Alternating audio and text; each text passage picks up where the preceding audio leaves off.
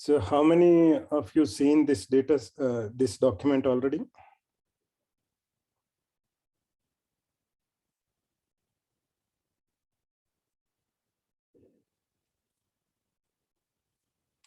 I'm sharing my screen, so cannot see your hand raises. You can simply say that it's if you have seen. Just Balabhavana I can see. Only one.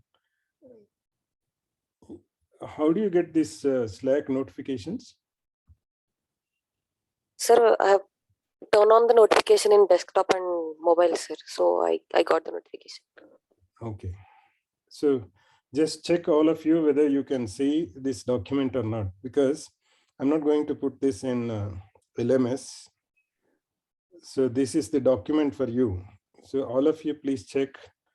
And if anybody doesn't able to open it, please let me know now.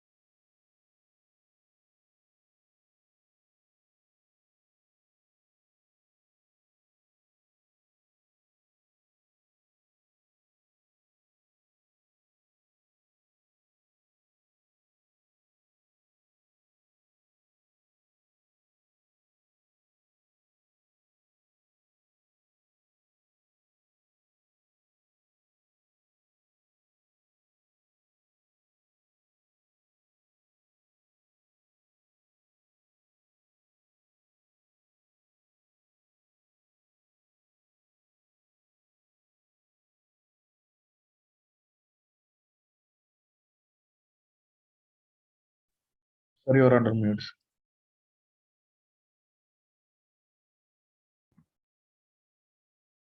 So all of you are able to see this document? Yes, sir. Okay, fine. So this course we call data analytics and data visualization. Initially, I put some of the videos. They're very interesting and famous videos. How people use this visualization to explain some important concepts.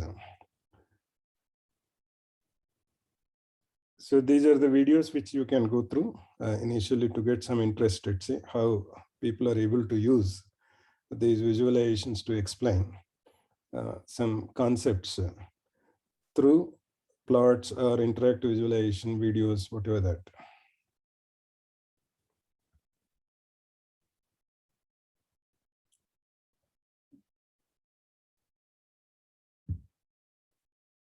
So all these videos you can go through.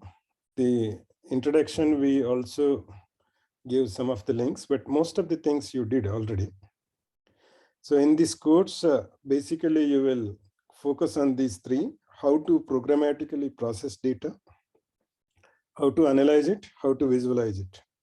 So programmatically processed data is also includes how to collect data, including scraping.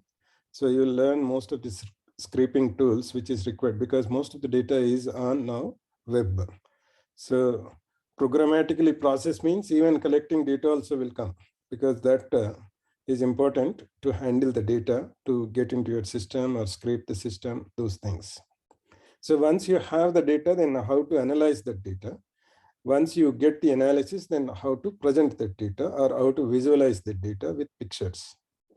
This course will ask you to perform a series of tasks supported by reading material. The tasks are designed for 2 real-life roles.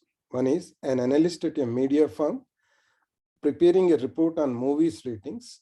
The report needs to identify the ratings of movies by genre. The second role is an analyst at an Indian mutual fund automating the equity research platform. The analyst must use historical data to find the best performing stocks and the best predictors of a stock's price. Is it clear, these two roles?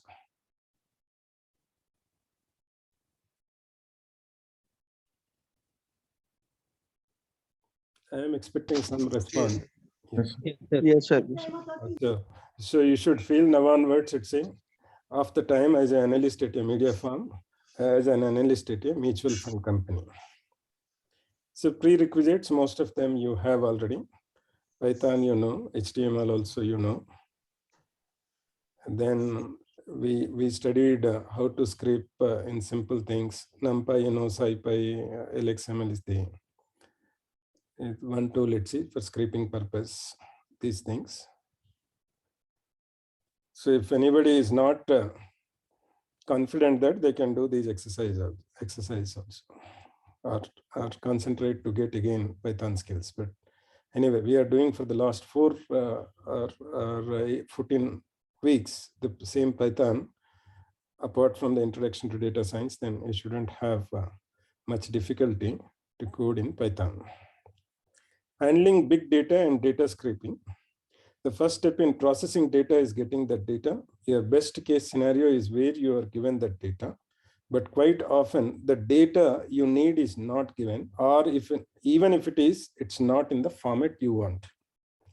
So in this module, the first module, you will learn how to scrape data from external sources, how to parse and transform it into a format you need.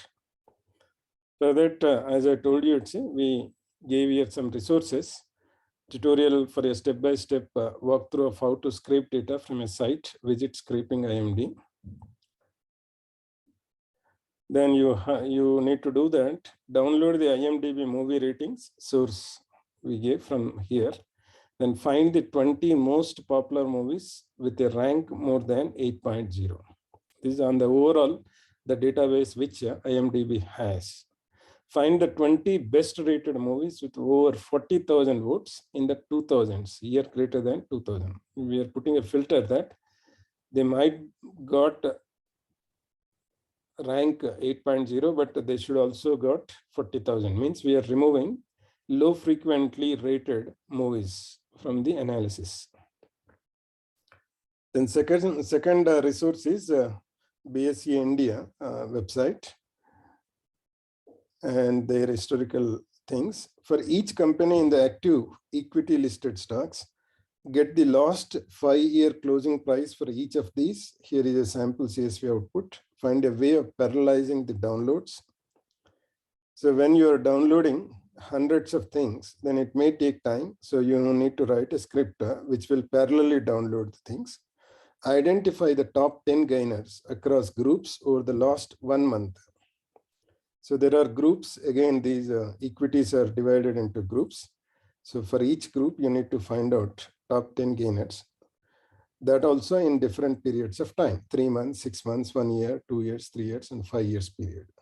So the best way is write a script which will take these as input.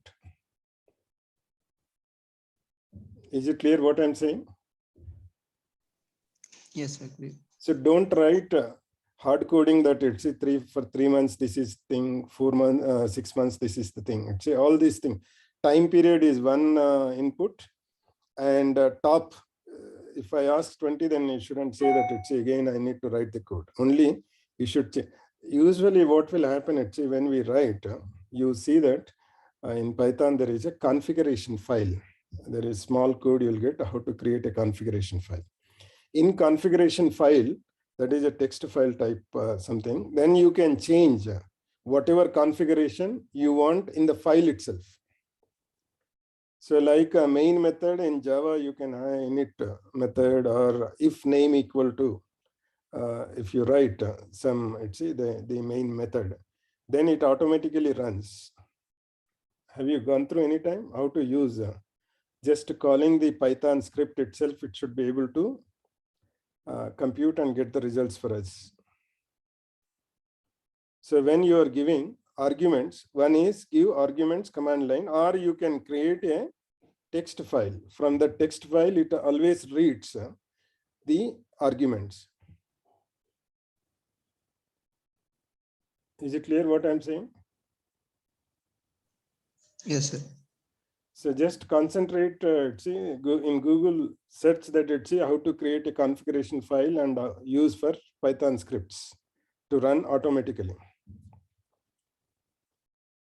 So for this, if you cannot do, sometimes it is not that easy by using just beautiful SOAP. They are dynamic web pages. And sometimes those web pages may not allow, if they find that this is a scraping through program, then they may think that they curated the data by investing so much. This fellow is coming just writing one small script and getting all the data. So they may stop you. But most of the times, if you do manually, they will allow. But manually, you cannot download 3,000, 4,000, how many stocks are there, all the data.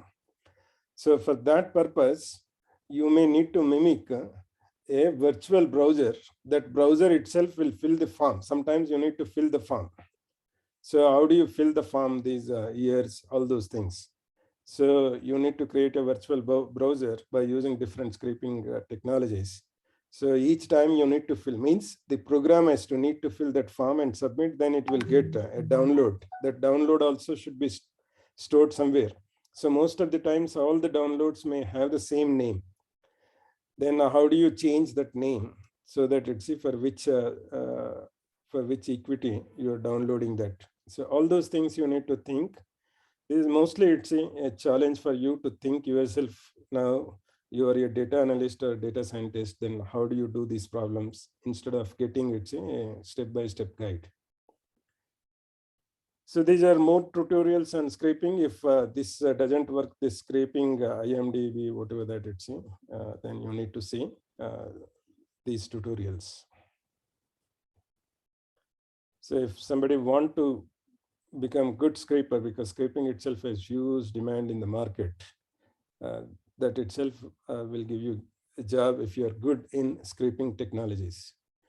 So optional reading, scraping using Scraper Wiki, Unix text processing, advanced batch scripting, parallel task, threaded download. So I asked you to implement parallel scripting. So this is parallel tasks will give you threads, will give you another idea how to write parallel programming. This doesn't mean that if these resources are given, you're expected to open each and everything and learn. Only for the purpose of making it complete, I put so many resources. That doesn't mean that don't complain later coming, we don't have that much of time. Lots many resources are given.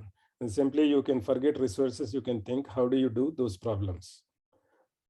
So which resource is useful for you? Just figure it out in 5-10 minutes, then use that resource. If you can do those problems which are given above, that's enough for this course. You don't need to open all other resources. So I don't know that which person will like which resource. Some of the resources I collected, you may find more better resource than this also. I don't have any problem. I don't ask that why don't you open this resource and get the technology to do the above tasks. So that is up to you. If you are fine with these resources, use this. If you are fine with only one resource, use only one resource. If you want any additional resource on your own, if you want to search, because this is a continuously developing field. So many people are building many tools. So day to day, even scraping also is becoming very high technology now. So different tools are coming. So there is no guarantee that these are the best tools like that. So something may be available still. Many people are putting even in GitHub also now, entire thing. Then second module is analysis. Once you have the data, you need to analyze it. A background in statistics is helpful, but we won't be needing that here. A lot of insight is found in finding averages and trends by segment. Answering which group is the best is half of the work of most analysts. So in this module, you will learn summarization by segment, prediction using linear regression. So any analyst is the summary or what is there in the data, confirmation, analytics that is called. Second part is the prediction, predictive analytics. So you'll do both here. So tasks are some of the tasks are here mentioned like this: using the IMDb movie rating data, convert it into a CSV file, then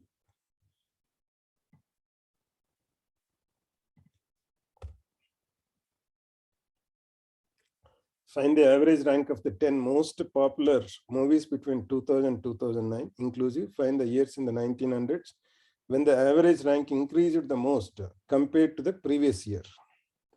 So ignore movies with votes. So there are filters. There are some interesting facts based on users. So find the expected average rank for 2013. Your prediction will come using linear regression. How good is this regression? Then find the correlation between rank and votes for each year in the 1900s. By how much did the correlation coefficient grow each year? How good is this regression? Regression is already done above. So again, this question is based belongs to that. Using the downloaded stock data, identify the stock most correlated with ICICI Bank's stock price. So again, it's when you are writing, don't write hard-coded. This may be one example I'm asking. Some other time we may change this ICICI to SBI, something else, right? Or completely different, not banking sector. So if you are given one stock or equity, then you need to find out which is the most correlated in the entire stocks list to that particular equity or stock. So for these tasks, you can write either your own code or use SciPy with its built-in statistical libraries. So processing CSV files with Python, collections, useful data structures, NumPy, introduction to linear regression. Already these, you know it. See, we wrote it even for the non-data scientist, non-machine learning people also should be able to do this. For that purpose, we gave from the beginning the resources. So as I told you again, don't complain that this linear regression video itself 2 hours. Already you know that you don't need to open it if you know already how to apply linear regression. So SciPy linear regression library, that is okay. So third part is data visualization in this. So there is a Coursera course. So this is only for the purpose of the reference. I'm not asking you to do complete this Coursera course. So if you need something help from there, you can take from there. Vector graphics. There are many ways of presenting visuals. One common way is to use image files, but this suffers from 2 problems. It is static. It can neither move nor allow the user to interact. Means the user want to change. Now you are putting some visualization for this problem. ICICI Bank, the top in a bar chart type, the top 10 stocks which have high correlation with ICICI Bank. You are presenting with bar chart. So ICICI Bank is the static one, then 10 stocks you will get. According to their correlation, you will provide them in a bar charts. High correlation will have high bar, low correlation will have low bar. Then people want to change this. Interactive means they want to change this ICICI to some SBI. The static things they won't allow. Interactive things, then you should have a web platform or some platform where people will choose not ICICI, any other instead of the ICICI. Then still they should get the visualization. That is called interactive visualization. Is it clear what I'm talking? Yes, sir, clear. Okay. So if it is static, then it can neither move nor allow the user to interact. It isn't scalable. Sometimes you might have seen it, when a picture is given, if you make it bigger, then it loses its quality. So how to maintain that quality of picture even if you drag it to the bigger size or smaller size. So when you zoom in, you lose resolution. Vector graphics are a way of overcoming both limitations. Watch this video on why vector formats, whatever that it's some resource again. So we'll be using SVG as our vector format due to its widespread support and ease of manipulation. So in this module, you will learn how to draw in SVG, how to style SVG and create graphs, tools to manipulate SVG. Then some tasks are given here. As practice, read about paths, rectangles, and draw a spark line bar graph showing the data. So create an SVG file that reproduces this bubble chart in SVG. Draw a scatter plot of rank versus votes for every movie with at least 10,000 votes. Draw a correlation matrix of any 30 stocks in the Sensex. This is a matrix with both axes holding the stock names. The color of each cell is the correlation between the pair of stocks, red for -1, green for -1. These are also called heat maps. So high correlation, high red, low correlation to green, something like that. For this reading material is given SVG essentials, references, vector drawing tools. So interlude design, a good aesthetic sense is key to creating visualizations. Color, typography, and layout can be used to great effect in increasing the impact of your design. So here are some references that will be of great help in improving your sense of design. So again, it's some design. This is, again, it is an art also, visualization. So if art is actually, it should come from the, some, what can I say? All singing, music, drawing, all those things will come with by birth also, by family. But it's even though if we are not go to that level, but we should be able to identify what is good, some aesthetic sense we need. So what is the proverb that it's practice makes man perfect. For some people, it may need more practice. For some people, it may need less. Some people may catch it immediately, that moves and dance, right? Some people may take more, but practice makes perfect. So here also, when you are designing so many, or you are looking into different visualizations, what people created, then you may get something out of this. So that's why you should always concentrate, not only just the information. As a data visualization data scientist, you should also see that how beautifully they are presenting the data, what colors they put, what type of map they are choosing. All those things we should have so that we can create next time those effectively. So that's why we should have two things, not only just get the data and what people use it for this particular thing, how it is effective when compared with others. That also you should always keep in your mind. So for that, this design thing, better designs, all those things. Visualizations, protovis examples, a wide variety of chart sets, infosthetics, a blog on data visualization, a blog on data visualization, flowing data, Stamen projects by Stamen Design, a leading visualization firm, gallery of data visualizations. That's why I put so many things here, so that you will get some idea that it's when to choose what type of chart, what type of color, and how to decorate them, those things. Then the fourth one is templates. Templates are important so that we don't need to create each time the same code. If you can create something, a template that is a reusable code. So you can create templates, only the data will change, then you'll get different visualizations. That is the idea here. The key concept in data visualization is using code to generate visuals from data. Why use code? Because it is repeatable. We use a template that will convert data into HTML file, typically embedding SVG within that. There are many templating engines available. We'll be using one of the simplest. Again, I am not forcing you to use only this, which I felt it is simple, so I wrote it here. If you find something simple template engine, you can use that also. These offers considerable flexibility. You write what is nearly full Python code in the template. So using Tornado templates. So if you use another templates, something like D3.js, it's many other templates also came.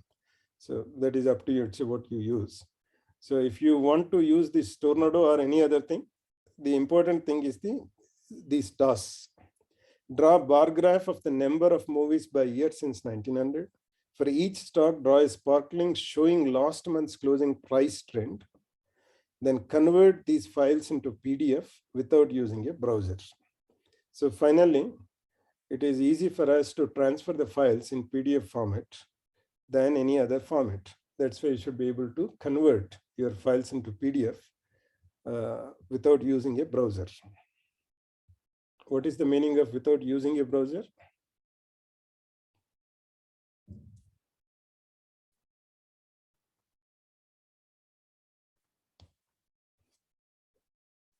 So from browser, you'll get export options, right? To PDF. Yes, sir. So you should find corresponding Python libraries, how to convert a given document to a PDF format. Okay. Okay, sir.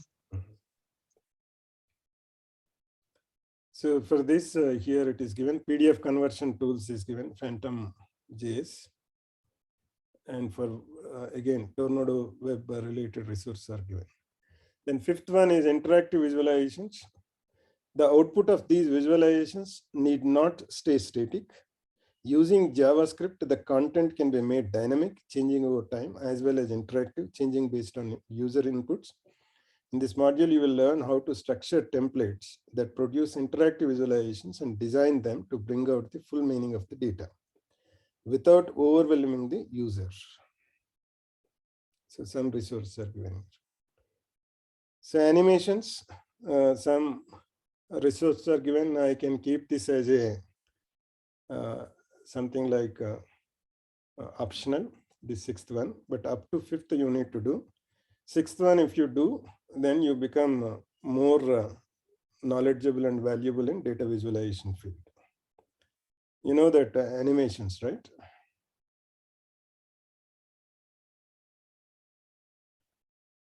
You know or not, what is animation? Yes, sir. Yes. Many times you might have seen, right, in websites also. When you open a website, then some animation will go on, right, in the ribbon page, whatever that. Okay, these are books, some of the books I put it here. Again, these are very standard books. That doesn't mean that it's in 2 weeks you need to complete these things. These are reference purpose. So don't share this material because we have agreement with Graminer, right? We will use only for our students to learn these things. Not much, everything is open source, but the format how we designed this course. So I hope that you maintain that integrity, just not take this whole document and just share it. Can I assume that you maintain integrity when I told this? I'm not taking any undertakings here, but I hope that you understand something. If people don't want to share it on an open platform, don't share it. Is it okay? Yes, sir. Okay. Yes. So we should honor them because they gave permission for us to use this initially. But lots of changes I also made later, but we'll honor their commitment for us and our commitment for them. So this is the course. Now 2 weeks time is there. So how much you do in these things. The minimum tasks will not take much time, but if you want to become a good data analyst or a data visualizer, then this will give you a good starting point. Lots of resources also we gathered here. So now it is something like an ocean, how much you swim. Completing tasks is one, then how much you learn is other one. Completing tasks may not take that much time, 2 weeks. But if you want to become a good data analyst or data visualizer, it takes good time.